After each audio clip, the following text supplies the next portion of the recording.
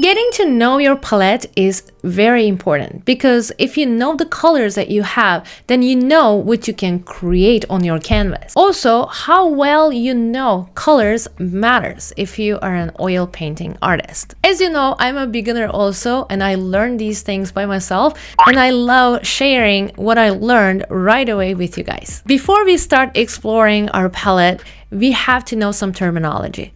The first one is color wheel. As an artist or hobbyist, probably you are familiar with color wheel. In color wheel, what you have to know are the primary colors and secondary and tertiary colors. You also have to know what complementary colors are.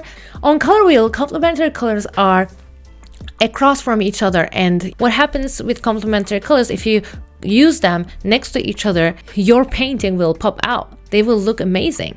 And also you can mix those colors, which will give you a shade of gray or brown. Sometimes we want to neutralize a color, and in order to do that, we should just add the complementary color. Hue can be confused with colors, but I mean, it's very close, I know. But for example, olive green and sap green, they both have green hue. Turquoise also has blue and green hue in it. So this is the difference between, I would say, color and hue. The higher the value is, the brighter the color looks, and the lower the value means it gets kind of darker. And we talked about chroma. What chroma is basically the saturation of the color. It can have low saturation, which is low chroma. It can have high saturation, which is high chroma. In the future, I'm planning to talk about, in order to reflect our style, what will be the best choice in terms of chroma, value, and hue combinations. But for today, what I want to focus on is to look at your palette, what colors you have, and how you can mix them in order to get the certain color that you are looking for. Here is my disposable palette, and it's from paper, and I have Ivory Black, two kinds of red. I have yellow ochre, also ultramarine blue, and titanium white. So I'm going to start with my plastic diamond palette knife, and if you have old oil paint, you can use them in a sealed container like this. These are the colors that I have, and I'm going to start with my yellow. And let's try brown yellow first. I add a little bit of white. I just wanted to have it low chroma, because when you add white to a color, their chroma goes down, but their value go up, right? So I have the red here. I added a little bit of white there as well. This is my crimson red. Now, when I add to this yellow, my ultramarine blue, what I get is a very interesting shade, which I didn't like. It's gray, because that yellow brown has some orange tint to it, and that's the complementary of blue. Now I have this very bright high chroma yellow, and when I mix it with ultramarine blue, I have this beautiful green. And now I add a little bit of white, and that lowers the chroma, increases the value. And now I want to show you what I got with yellow, brown, and ultramarine blue. It's a it's not a very pretty green, but you can definitely use this in your portraits. It's a pretty green. If you add more white to it, it's going to become maybe a shadow, maybe like a raw umber color or something similar to that. So I changed my yellow with this bright yellow. I listed all my colors, by the way, in the description section, so you can check them out. Here is my ultramarine blue. I just added some white.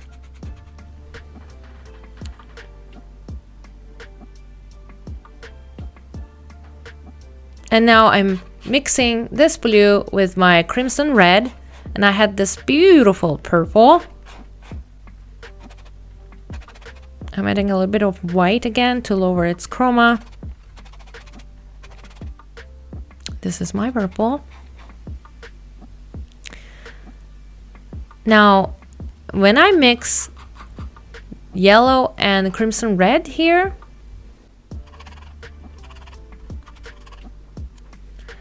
and I add a little bit of white, I will get this orange. And this is, again, a very pretty color.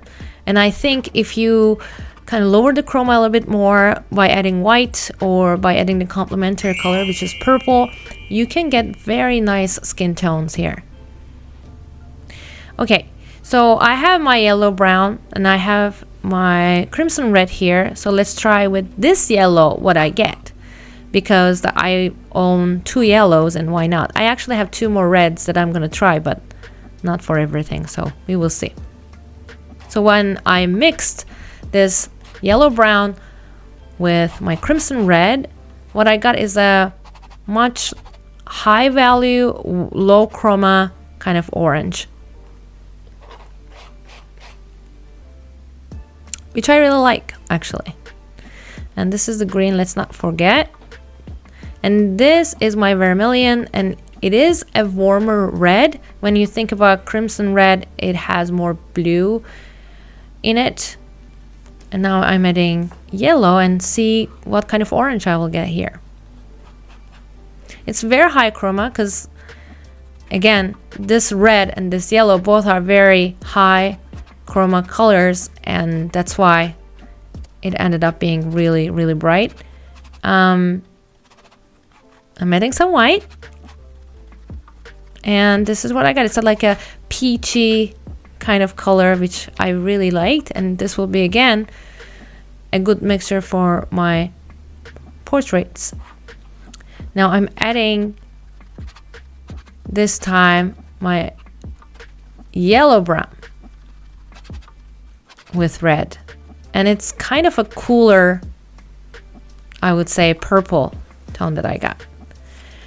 This red is from Williamsburg, and I would say it is the warmest one among the 3. I don't know if you can see the difference here, but this one has much more yellow in it than the other 2 of them.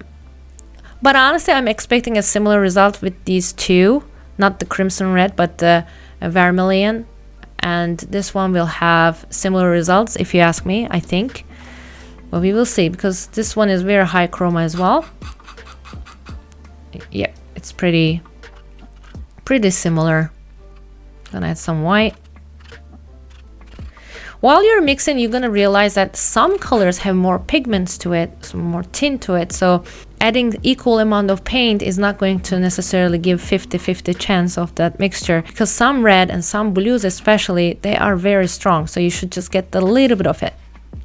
So this one created a very dark, beautiful purple, and when I add white, you can see how beautiful it is. I did this with ultramarine and vermilion. And now I'm mixing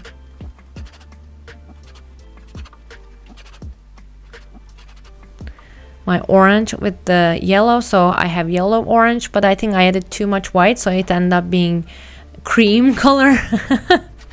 But again, this is great for my portrait, so I'm going to use this, honestly. This is my purple with more blue in it. It's like a blue purple. It is much colder. And now I'm adding more blue in my green, and I have this very pretty color here. It's my blue green, sorry. And now I have more yellow in my green for my yellow green. So that's my yellow green color right here. When I look at my palette, what I see is I have a lot of beautiful colors for my portraits, and I also have many beautiful colors for the backgrounds and such. I could do, honestly, both landscapes and portraits with this palette, I would say. Now, I'm adding some black to show you what happens when you add black to your colors. And this was red, blue, and black a little bit, and then it just created this very dark, very low value, very low chroma purple. And now you can see I'm adding ultramarine to brown yellow, and it created this very low chroma, low value green, and I added some black. And what it did to this mixture is basically just lowering the chroma. That's it. You can see. So if you want to lower the value and lower the chroma, you can use black. So I want to try some colors here. I have my mug, I have this little Japanese figurine, and I have my book here. I'm going to try to get some colors from these objects. I'm trying to get the color on her hair ribbon, whatever you call it. Here I'm mixing crimson red with white, and I can see that it's going to be much lighter than that, but also I'm missing some pigment here, so I added more red and I added just a little bit more white.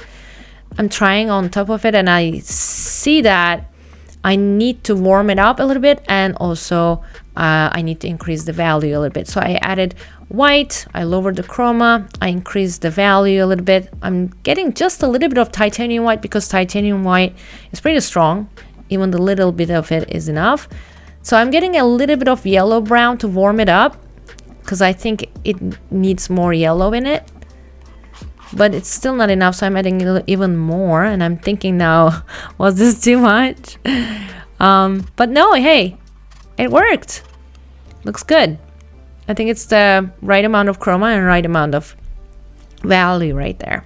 So this has 3 different shades of orange to me, so I'm going to try to do all 3. I have my vermilion, and it's a, as I said before, it's a warm red, and I'm going to add some white and yellow, of course, to create the orange. And I'm just going to start with just a little bit of yellow first. It's pretty high in chroma right now, and I don't think it looks realistic if I have this high chroma, but I'm getting close. I think I'm just going to add just a little bit more white and just a little bit more yellow. Here we go, just a little bit.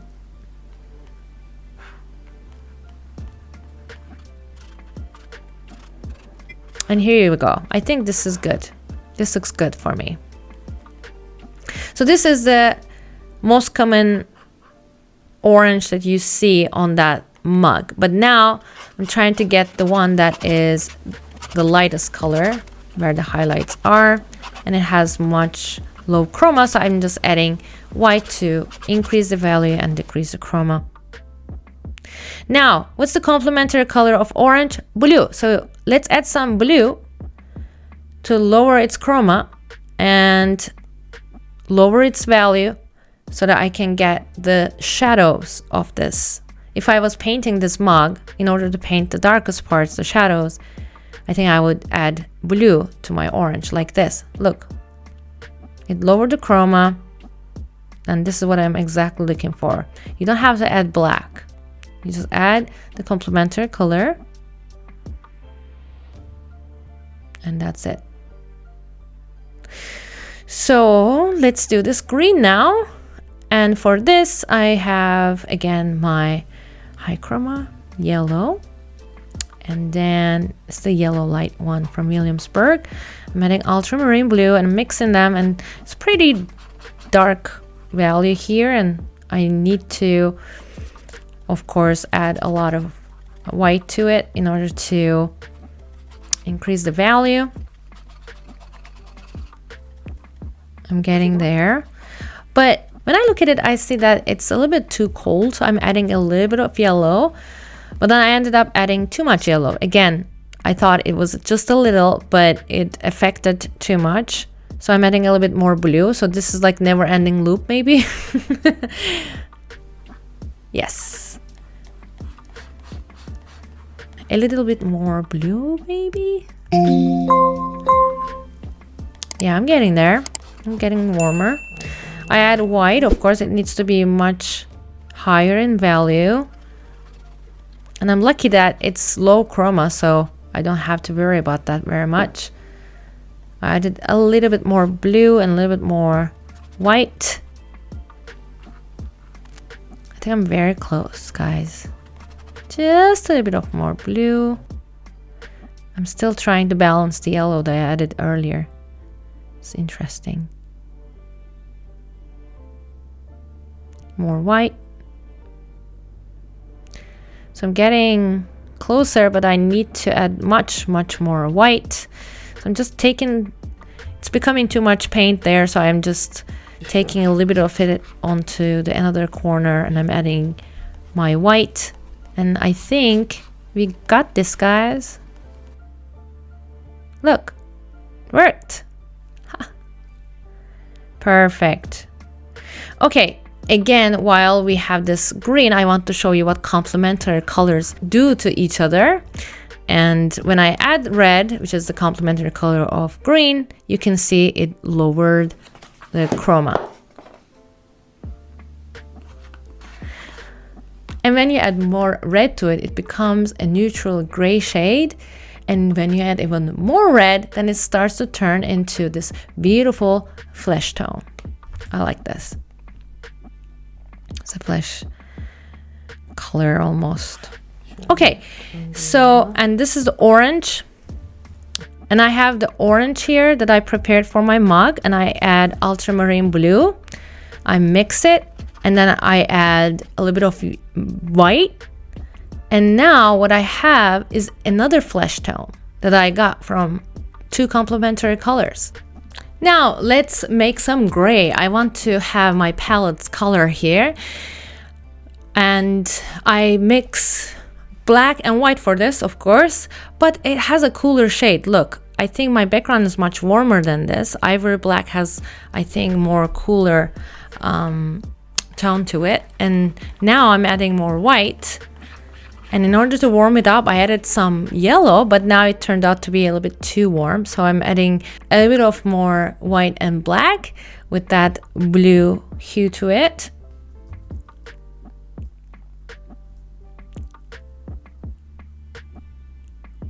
And now it's still a little bit warm, so I'm adding ultramarine blue, just a little bit. And as you can see here, it's still low in value, so I want to increase that value by adding more white. I'm getting there, I can feel it. I think I'm almost there actually. Just gonna add a little bit more blue and white.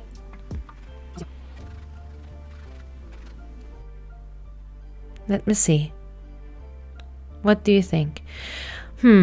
Well, I think it's still a little bit, just tiny little bit cooler than the background. So I'm going to add a little bit, just a little bit yellow brown and warm it up, and we'll see what happens. It's too risky at this point for me, but I mean, hey, it's art, it's experimental, right? So what can we lose? It worked. There you go, guys.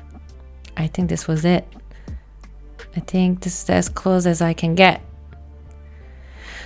So what do you think? Do you think this video was helpful for you guys? And if you want to learn more about color theory and more about color mixing, please share in the comments so I can make more videos for you. If you're a beginner in oil painting, I had talked about which supplies to get as a beginner. If you haven't seen that video yet, it's right here. See you next week.